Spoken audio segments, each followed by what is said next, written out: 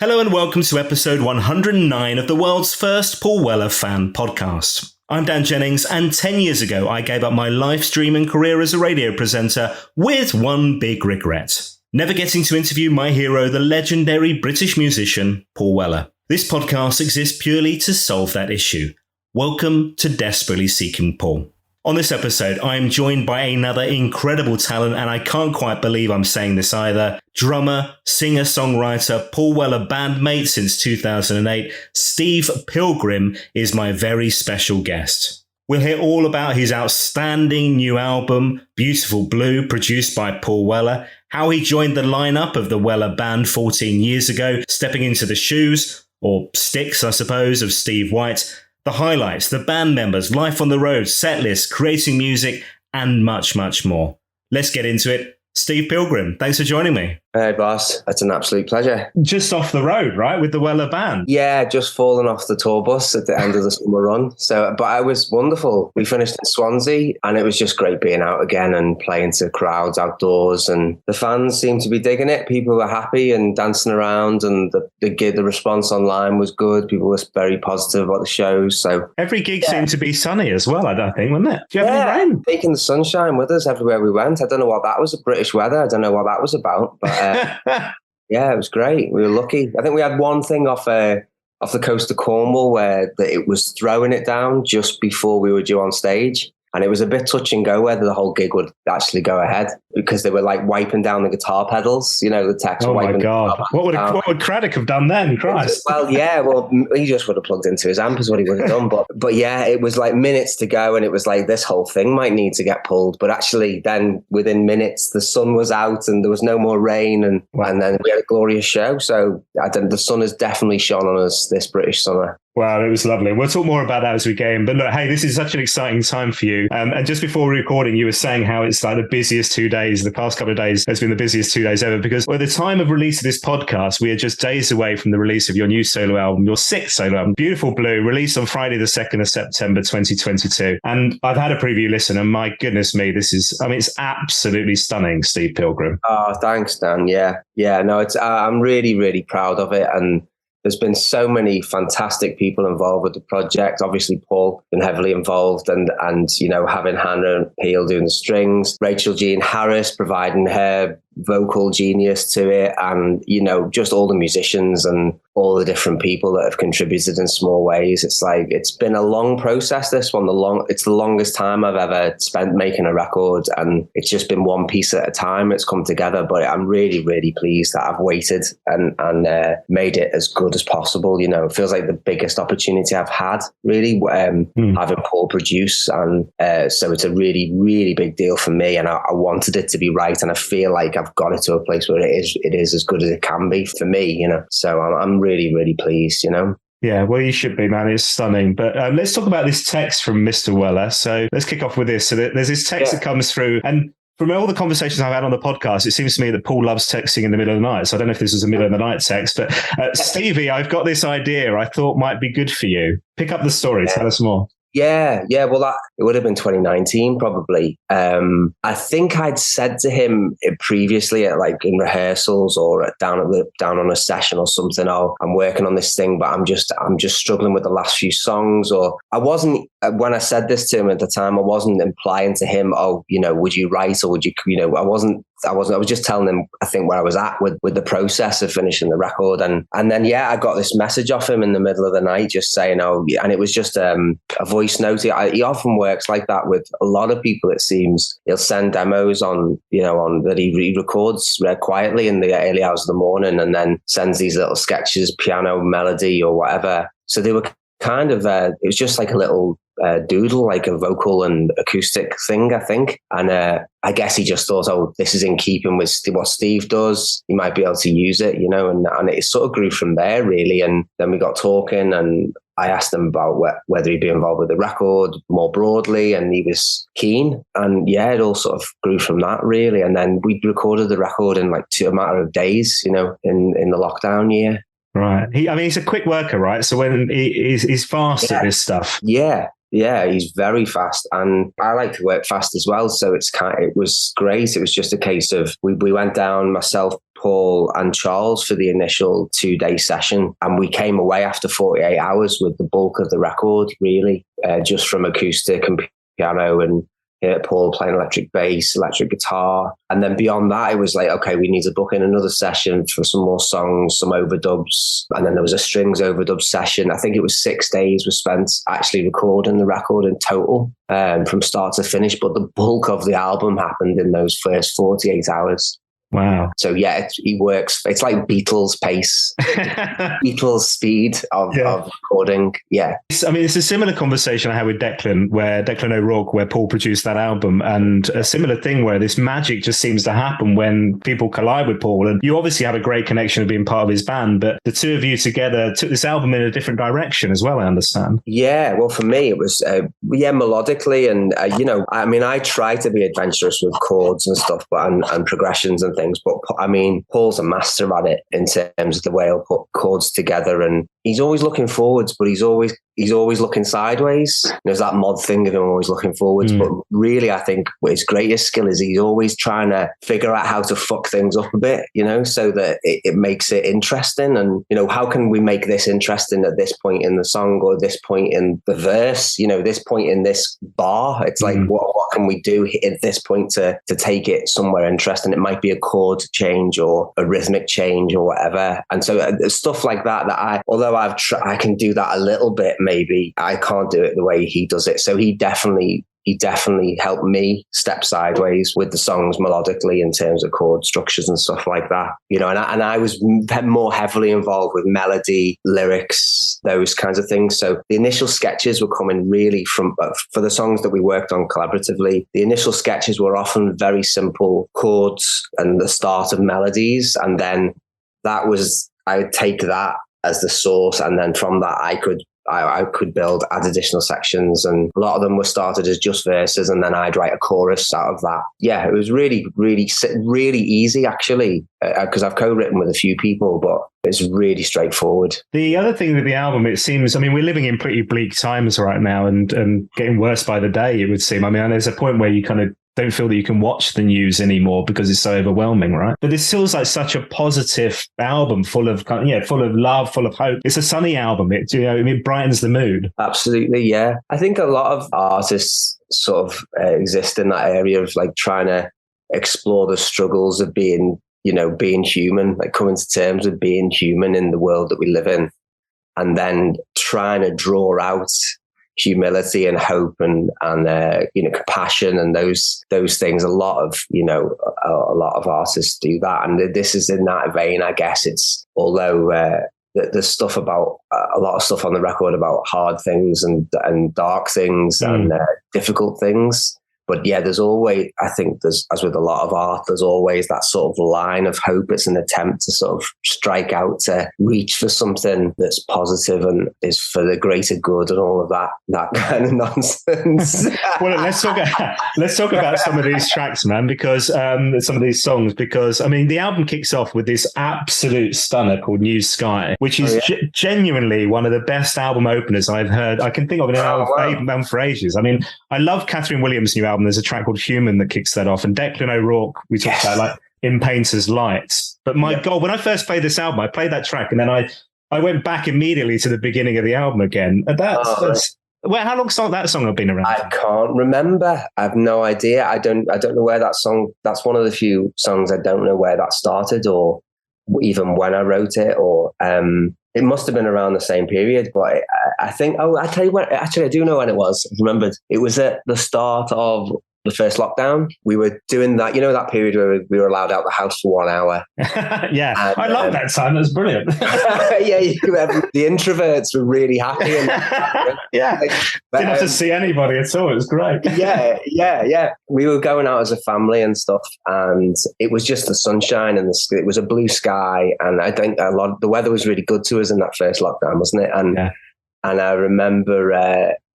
And it was just this line, New Sky. It was just a 2 words, New Sky, and this idea that there's a lot to be thankful for. It's about basically about gratitude and the wider universe. And that period in that first lockdown, when we were all sort of looking at the leaves and the trees and the way they were glistening in the sunlight. And everybody was getting into that sort of appreciating nature and taking stock. So it was that, I think it was, I don't remember how the melody came about or when I finished the song or how quickly. I can't remember anything about that. But I know that was the seed of the idea anyway. Paul plays on it. So he's on keys, he's on piano. And you mentioned Rachel. We should talk about Rachel Jean Harris because her vocals throughout the album. And I mean, my goodness me, what a talent she is as well. You've been working with her for quite a while, right? I've been working with Rachel over 20 years on projects. We started out together when we were teenagers, basically. I played drums for her, played bits on her records. I made an album with her a few years ago called Dig.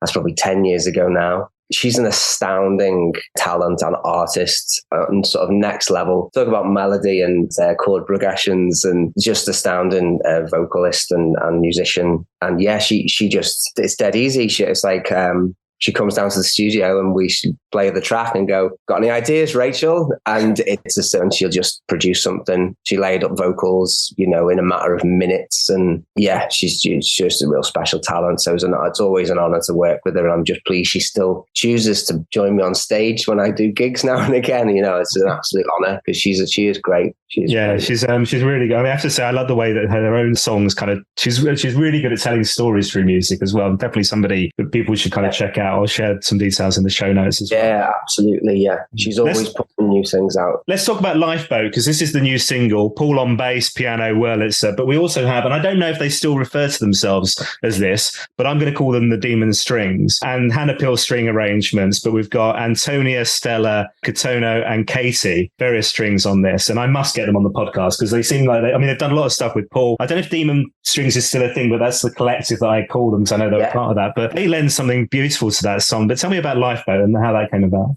They do. Lifeboat was just a straight up love song, really. It's about that special person or the person that gets you through the darker periods or the harder periods or the harder times. And for me, that's my wife, Laura. And it was just a sort of a thank you, a gratitude song, really, of saying thanks for putting up with all my crap. And when I'm being, at a terrible ebb, and struggling to function, that you can pull me out of that and you encourage me and all of those things and basically just get me through being miserable. It's a song about that, really. There's this line about is it pull me back from the black, isn't it? Or pull me back out of the black, which is those. Yeah. And I think I was talking to somebody else on the podcast about this, where there's this kind of expectation that our musicians, our singer-songwriters, our people who are talented in this space and give us songs, that aren't like human beings. Do you know what I mean? It's like, they don't experience the same things as us. And obviously that's complete nonsense, right? You'll go through the same mental anxiousness, problems in life that we all do, right? So, but you can reflect that through your music and tell those stories in that way, yeah? That's definitely true. I mean, speaking personally, I've struggled with anxiety for more than 10 years now. I started having panic attacks about 12 years ago.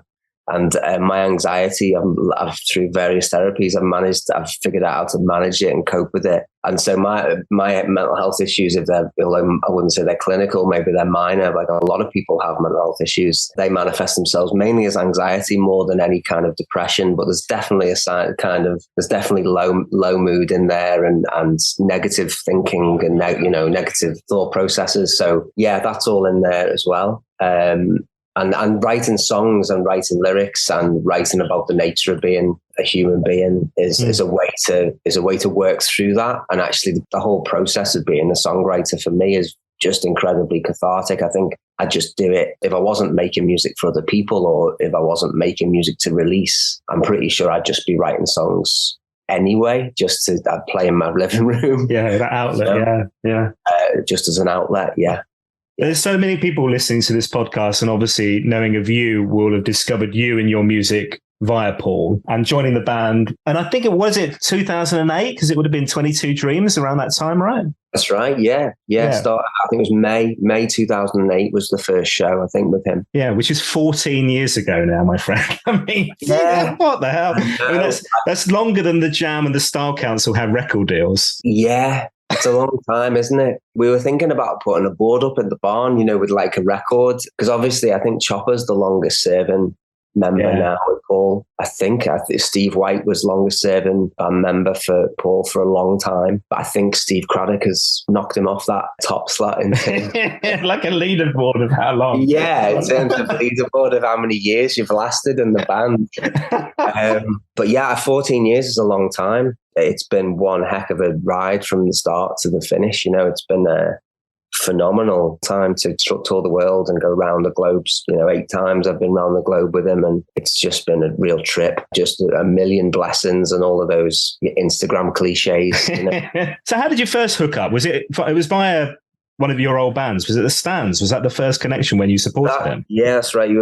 We got I was in a band called the Stands in 2003 kind of time. I just left university and I joined the group, and we got our big break because our demo landed on Noel Gallagher's desk somehow. So the big break for the Stands was through Noel Gallagher, and Noel called us, and we did some shows in Liverpool at the Royal Court. We played, and then he said to us, "What are you doing next Wednesday?" And they were playing, Manchester Evening News Arena. And so our break was that. It was via Noel that I think Paul became aware of the Stands, and then Paul invited the Stands to play some support shows with him. We played some support shows at the Royal Albert Hall, I think, with Paul. I think it was off the back of that. I remember Steve Craddock and Paul standing at the side of the stage and watching our sets when we played. And I think that was the first time Paul saw me or became aware of me as a player. But I was young, I was 23 or something. And then several years later, many years later, I got this phone call from, I think it was Stan Kybert at the time, going, Paul Weller's looking for a kit player for something. Are you around? I was like, yeah, I am now. A month later, I got a call, or whenever it was, and it was Paul on the other end of the phone, an unknown number. I just landed in the south of France with my wife on a holiday. It was the first holiday we'd had abroad, and since we'd been married. And Paul was like, "Oh, I've got this thing happening, and can you make it down like next week?" And I just said, "I'm really sorry, Paul. I've just landed. I don't think I can get back, And he's like, "Oh, no problem at all." Beep. Phone went down. I didn't hear from him for another 12 months. Oh, man. Yeah, that was 12 months later. I don't know. This is me speculating, but I think it was about some kind of session, maybe about 22 Dreams time, or when that was being recorded. That's my guess, is that it was that. Yeah. But I didn't play on that record. And then when the promotional schedule was starting for 22 Dreams, that's when I got the phone call from Paul again, and I was in Liverpool in town, and just got this. I just couldn't believe it, can you come down to Blackburn and have a jam on some stuff? Yeah. Now, was the drums your first instrument of choice then? Because obviously of your solo stuff, we know you're a singer-songwriter, the guitar, but as a drummer, was that something you were doing as a young kid then? Yeah, I was 4 or 5 when that started, real young, and I didn't really pick up an acoustic guitar till I was 18. So yeah, drums was always my first instrument. It was what I played with friends at school and school bands and those kinds of things, and just doing covers, and that's how I got into it. So yeah, I'd been a drummer. I didn't really write songs till I was in my mid-20s. Started writing till I was in my mid-20s. So it was after the fact I'd already been touring as a drummer before I started writing my own stuff. Now, and I have to say, at this point when you joined the band, Andy Lewis and I talked about this. It talks about him stepping into Damon Mincella's shoes, right, into the band. And also actually lots of bass players for Paul over the years. So you have from Bruce Foxton to Camille Hines to Yolanda Charles, many others. Whereas Weller fans only really knew at that point 2 drummers, Rick Buckler, Steve White. I mean, no pressure. Yeah, no pressure at all. It was terrifying, and it still is to a point, because I don't think I'm a bad drummer. I think I'm a pretty good kit player. In all honesty, if you look back at the footage of the Paul Weller band in the mid-90s and the live footage around that time, they were just on fire. I don't think in terms of live playing, I've ever come close to Steve White in that way. But what I think I bring to the party as a musician more broadly is that I can sing. I bring melody to the party. I bring other musical ideas. And I like to feel I try and play for the song wherever I can. And I try to serve the song as best possible wherever I can. I think I've got strengths, in other areas that sort of make up for the fact that I'm not a wild, technician, or, I can't play like a lot of players can play. But I still bring a lot to the party, I hope. And people broadly have been very warm. I remember early on when I joined, I was quite a lot of heckling, about Whitey and stuff coming to the stage and directed at me. So there were definitely some voices that weren't happy about the shift. And there are some voices that still aren't happy about the shift, that would still have Steve White come back today. But there's also been a lot of people who are just really happy with the current lineup and just say it's the best band Paul's ever had. And as a unit, we work like a machine. And I'm really proud with how we work as a band and how we all sit in each other's pockets and fill the spaces and allow spaces for others. And I really do think we play great as a band. So yeah, I'm chuffed that I'm still part of it, Yeah, well, I love watching the two of you and Ben, because now there are two kits on stage, and Ben's doing some percussion stuff as well. But when you're both on the drums, and it's a really amazing sound, but it's also incredible to watch the two of you as well, because Ben's like strutting away like he's Bez from the Happy Mondays. He's just digging the groove. Your facial expressions when you're drumming, I don't know if you know this, but it's brilliant watching you, because some of it you're loving every second of it, and then other bits it looks like you're in absolute agony. Yeah, well, there's definitely. Yeah, that can be true. Depends how much I've had to drink the night before, probably. But yeah, there's definitely, it's all in there in fun and enjoyment, and yes, a little bit of strain in there sometimes if things are if it's a hard gig or whatever. But every gig's a bit different. And yeah, well, I love the way also like these live shows are all very different. If you think like Sonic Kicks live at the Roundhouse, playing the whole album from front to finish, for instance, then we had the acoustic stuff at the Royal Festival Hall. You're constantly as a band, and this is, Paul's leading this, I guess, as band leader, but you're always wanting to challenge yourselves and to try and find different things and different ways of presenting the music, right? Yeah, absolutely. Yeah. And we're all up for the challenge as well. I think, all of the band members are kind of, if Paul says, oh, I've had this idea to do this, it's like, right, okay, let's start making notes. And we're all keen to make the picture as perfect and as beautiful as possible. Yeah, there's been some real special moments over the years. Like those shows you talked about, that Sonic Kicks run of shows, that was a huge challenge to play that record start to finish, and the festival hall thing around sticking to bar structures with the string players and the orchestra and all of that. That was a challenge beyond anything I'd ever done before. So yeah, it's been a journey, and hopefully we've made some really special moments in those processes, Absolutely. Are there songs as a drummer that stand out for you where you kind of go, yeah, this is, out of the catalogue that you, as a drummer, you're kind of wanting to get on the set list? Yeah, I really should have thought about this before you. That's all right. I can ask you something else so you can think of. No, I'm trying to think. I used to enjoy having a go at picking up sticks and things like that back in the day. Early on, and there's other sort of the more improvisational songs, and where there's instrumental sections are more fun as play. Into Tomorrow and having that drum section is always a fun moment for me every gig, because it's like, oh, it's coming and what's going to happen, and there's no way of knowing really. You've got some ideas about what you're going to do, but someone could do something totally different and it'll go in a different direction, and they're real highlights for me actually when you don't know what's going to happen. Yeah, but beyond that, I could list my favorite songs, but I think they're the moments that excite me the most. Yolanda Charles talks about this sixth sense that you develop as musicians the more you play together, and obviously 14 years a long time, you get really tight as a band. You can hear that and you can see that. Do you feel that? Is it almost telepathic when you don't know where something's going to go, that you know where to bring it back? I can't really understand it, how it happens, but because it's the speed at which something can change, and you do it. It is like a sixth sense, almost. You intuitively pick up on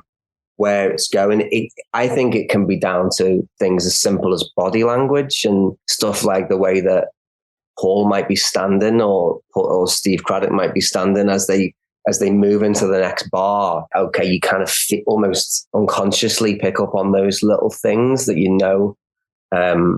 where it's going. But also the idea that you're sort of playing this, when you're playing a track, you're playing something that's in the space rather than coming from you. You're playing to this thing that's not inside any one of you, but to this one entity, this one thing that's in the space or that's in the air. And you're just kind of trying to hold on to that in a way. Are there times when you come off stage and you kind of go, my God, that was an incredible gig. We were on fire. That was amazing. Yeah, there are moments like that. It's really hard to put your finger on why or when. And a lot of it's to do with audience response and the sound and people's energy levels and chants. And there's all these sort of factors, but there's just occasions where we've been playing well as a band together and then it just suddenly clicks or it goes off on another level and things do flow seamlessly and people push into certain areas and people allow space for it in all the right spots.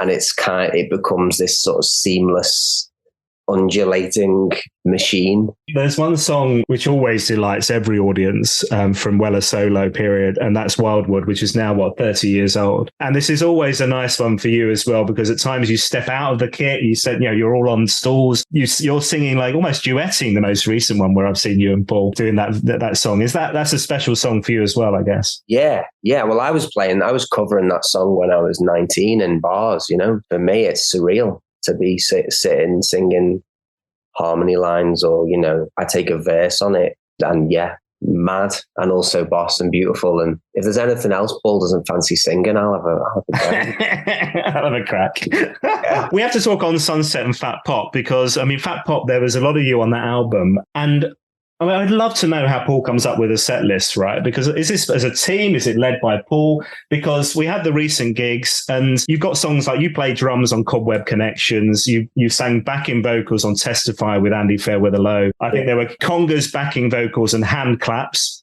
Magic Mod obviously wasn't around for his hand claps for that one, but on moving canvas. And then we've got, piano, electric guitars on In Better Times and Still Guides the Stream.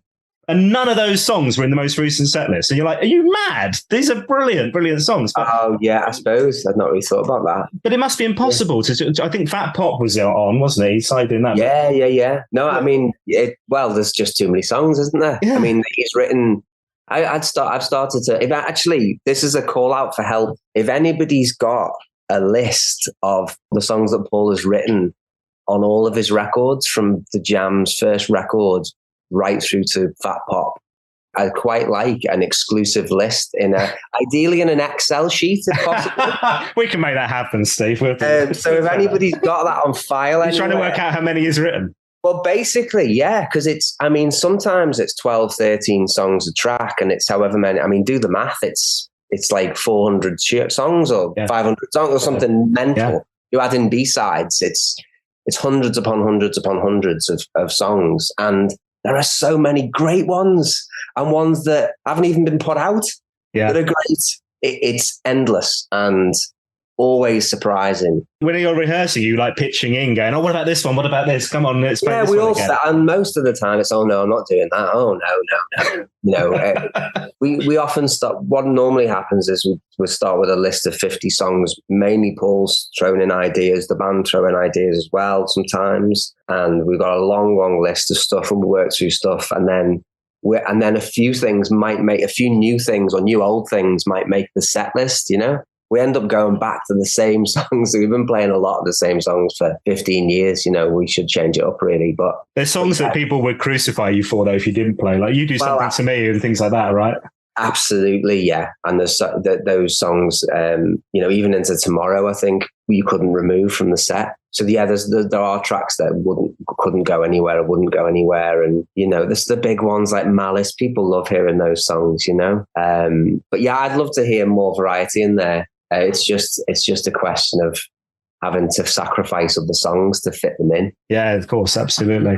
There's a track I wanted to ask you about on your new album, Beautiful Blue, because it seems a bit to me like Paul Weller talks about True Meanings, the album, and he talks about the song Gravity, which he had for so long, but he couldn't really find a home for it, and then ended up building True Meanings around it. Beautiful Blue was a track that came out as a single, 2018, I think. Was that a similar thing where you had this track, but you didn't really have a home for it? You had to build an album around that song? Yeah, it was. It was a song about the value of the breaking points in our lives where, or the value of the darkest things like upset, and sort of trying to say that these difficult things and pain and upset, and although they're hard and unpleasant, they're part of a process sometimes, and that they're a good thing in a counterintuitive way. So it was a song that's exploring that really. And then I started to write other songs that were around the same theme, around mental health and coming to terms with being a responsible adult and in the global chaos that we're all in. And yeah, it felt like I needed to stay within that theme. It felt like I needed to write songs that were within that,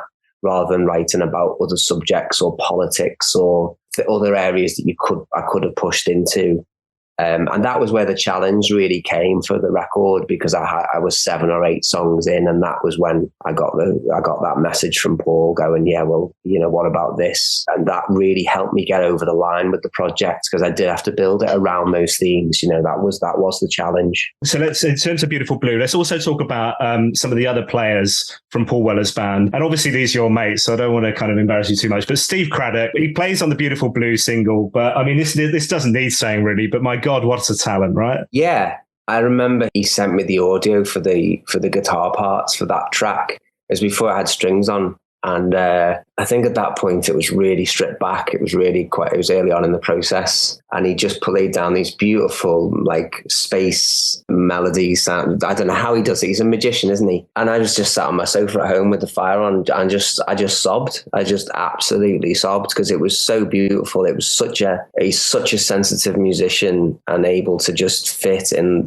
whatever way a song needs and take things into an interesting space. And yeah, I mean, it's all a cliche, but so blessed to have him involved. And he's on a couple of the tracks. He was edited off another track, which he was really, really happy about.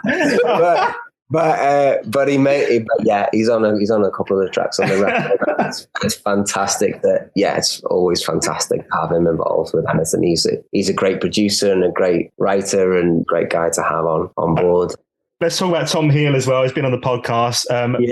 Brushed cymbals. I don't know what they are. What's brushed cymbals? Basically, it's cymbals that you hit with brushes. I didn't know what to say to that. I'd gone in. He was down at the studio, and I'd gone in and put a drum take on that song, on that track. It wasn't quite, it was a bit clunky, and it was a bit like, Paul was like, I don't think this is right. And I was like, yeah, it's a bit much. And then Paul threw Tom into the studio, and it's like, go on, you have a go. And yeah, he just played brushes on the cymbals, and it was just what it needed. And it was like, Tom, you've made, because the backstory of that, I think Tom might have mentioned it to you, but the first time I met Tom was at the studio when he was the T-Boy, and he was working on that session, and he actually played piano on a track on an album, and then that track was cut. And it never came out. You're brutal, Pilgrim. You're brutal. It was a very long way to wait to complete the circle on that. But he's made it onto a track on my album.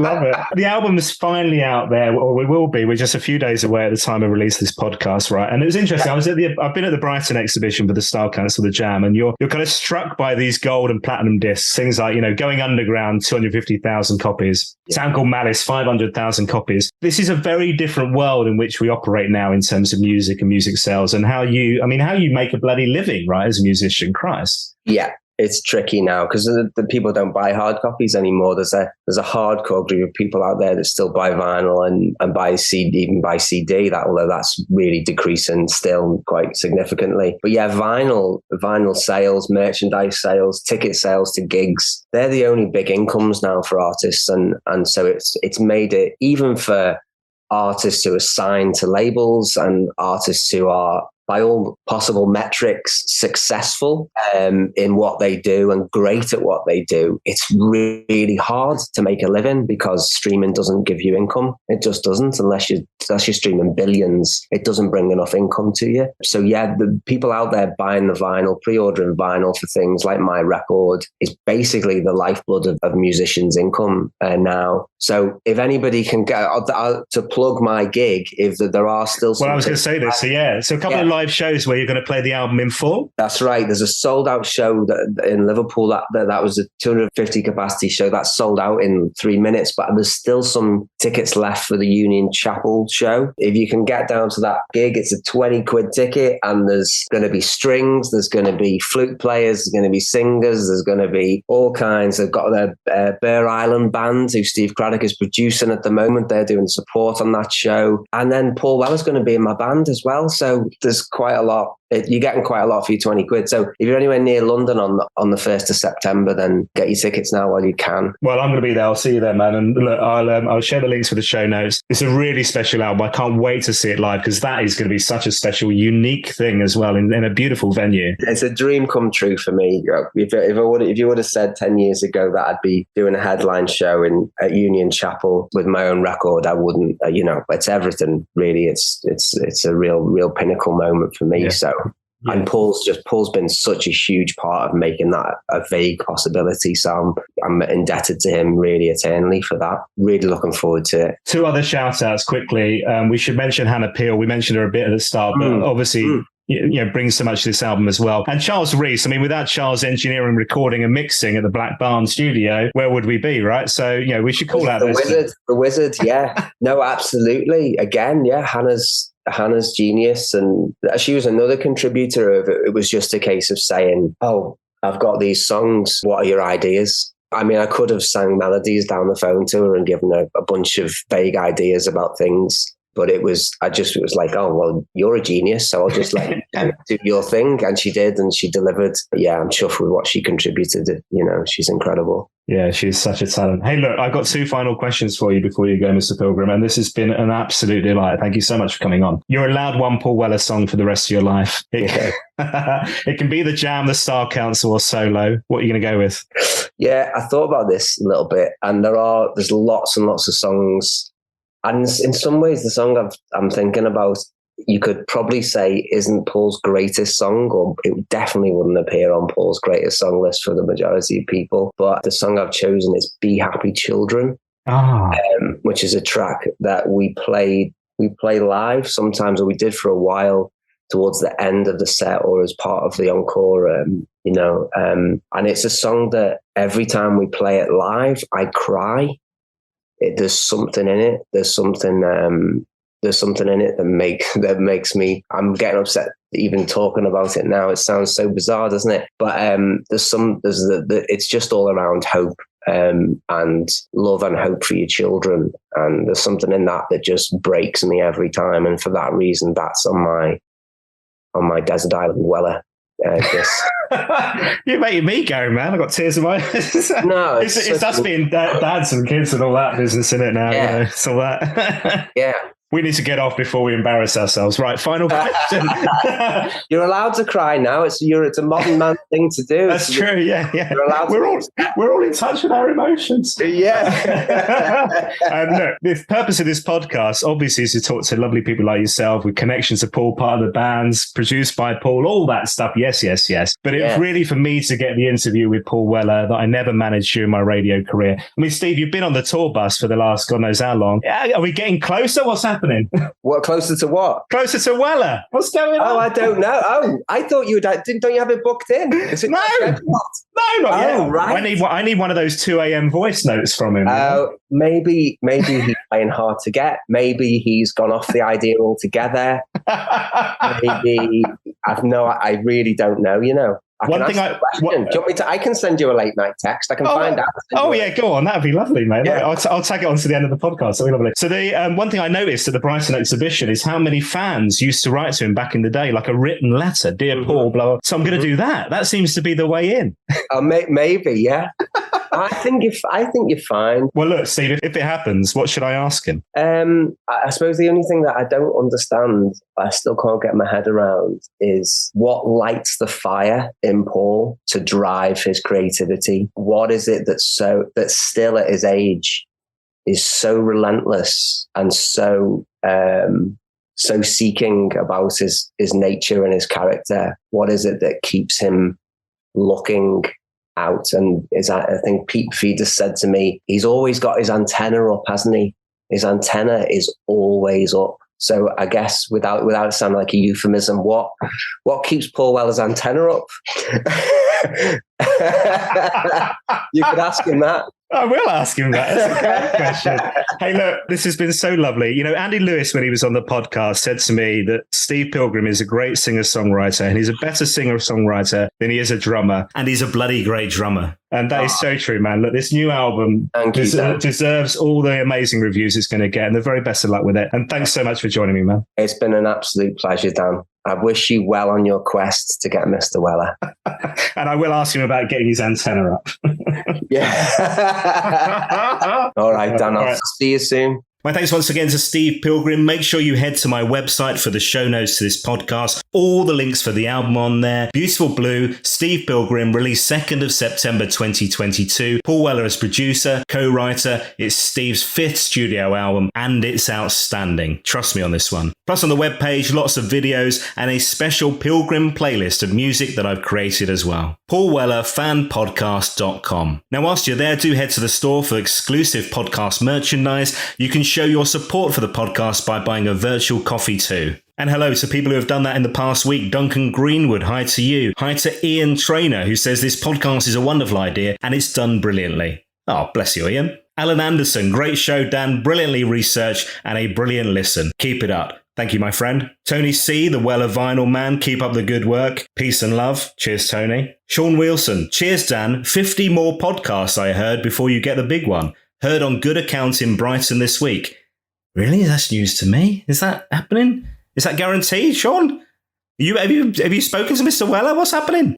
Hi to Duncan. I'd be lost without the Weller pods now, Dan. They've brought a different aspect to my Wellerism since you've been doing them. Thanks, my friend. Oh, well, cheers, Duncan. Hi to Brian as well. Thank you for your coffee. And Alex McLaughlin, who says, see you in Brighton. Well, cheers, pal. Thank you for all your coffees. Head to the website, paulwellerfanpodcast.com. Cheers for your support. Appreciate it. Now, next on the podcast, from one drummer to another, we hear from the Jam's Rick Buckler, recorded in front of a live audience as part of the This Is the Modern World exhibition in Brighton. Consider it a part 2 to our episode 42 chat back in June last year. Wow, yeah, it really was over a year ago. Rick Buckler on the next episode of the podcast. Now, if you've enjoyed listening to the podcast, do share it on your social media channels, follow and leave a review as well. You can find me on social media at WellerFanPod on Twitter or on Instagram and Facebook. Just search Paul Weller Fan Podcast. Thanks for listening. I'll see you next time.